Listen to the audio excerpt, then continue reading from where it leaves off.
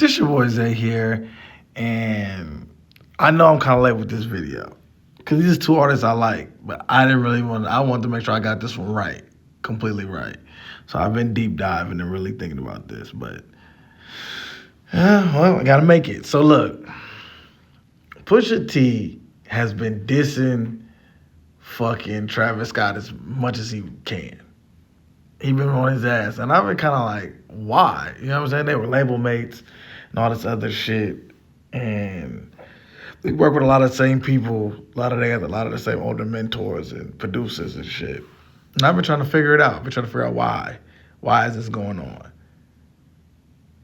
And I think after all this shit I've been going through and like learning and listening, I think Pusha might be right. Now hear me out. Hear me out. Of course, Travis Scott is a god right now of music, but Pusha T might be right. So look, Pusha T's been like, he's whack rapper, he don't rap, he do all this weird shit, and he play both sides, right? And I'm like, okay, being whack, he don't rap. I don't know about that, because he does, but did he rap on the level of Pusha T? Fuck no. Pusha T raps on a high level, like, it's the clips, right? But when he said he plays both sides and he broke it down, I was like, oh my God. This nigga Travis Scott really plays both sides, and he don't really, like, he's not a beef rapper. He gets into shit, he gets bullied, and he really doesn't rap back, right? Or he doesn't do shit back, right? So he brings up some examples. So let's rewind, right? So we know Drake and Pusha T don't get along, right? So we know Kanye and Drake got along at some point, and then he signed Pusha T, and Kanye and Drake still got along. And then, the Exodus thing happened, Adidon thing happened.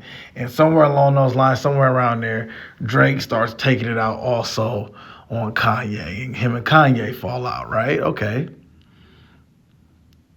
So at the time, Travis was either signed to good music or working with Ye and working with Ye's production team or whatever the fuck he was doing, right?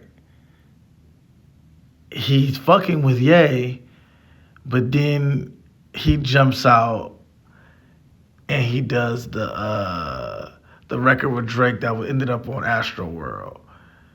But he's also still fucking with Ye. So that was one incident. And if y'all don't figure that incident, let's talk about this incident.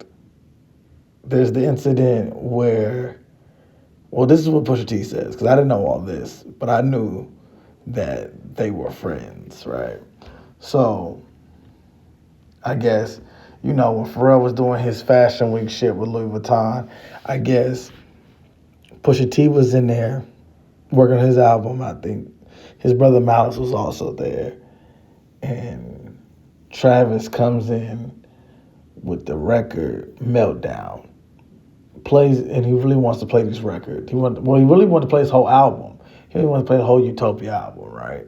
So he stops what they're doing, just barges in, and he's like, fuck what y'all got going on. I'm just gonna play my album, whatever, right? So he plays the whole album, and Meltdown's on there. He's jumping around all the shit, and this is what Pusha's saying now. We're gonna take this part with a grain of salt. He's like, people wasn't feeling it. Pharrell wasn't really feeling it. Nobody was really feeling it. So Travis was kind of like, okay. Grabbed his record and he left, right? My bad. But he leaves, right? And then when the shit drops, it drops with Drake's verse on there, and then there's Drake diss. Now, Academics pops out and he says he thinks Pusha got it wrong, and I don't know who's giving him this information, all this other shit. He didn't know about the verse, all this other shit. We gotta take also what Academics saying with a grain of salt, because he's trying to sow any type of discord that helps Drake. So we gotta take that with a grain of salt. But then the one that really did it for me was, okay, so you got Drake on Meltdown. You got Drake on the other record that was on Astro World. I forget the name of that record. I didn't like that song like that. But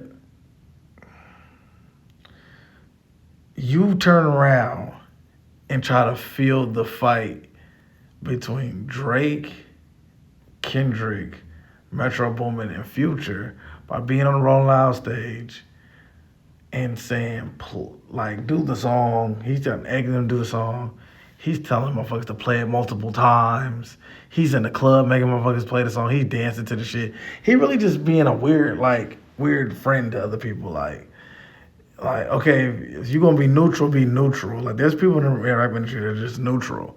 They're not playing these diss records. Like, he should have played it like Busta Rhymes played it with the Biggie Tupac thing, where he was friends with both, and then when he had Biggie come do the verse, Biggie was dissing or saying little underlying things about Pac, and he was like, "Hey, yo, bro, we not doing that here," type shit.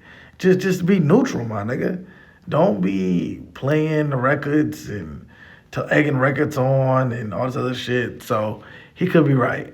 One thing academics did have right though is Travis Scott needs to defend himself. I don't give a fuck. He's been every incident he's got into, physical or non-physical, he's been bullied.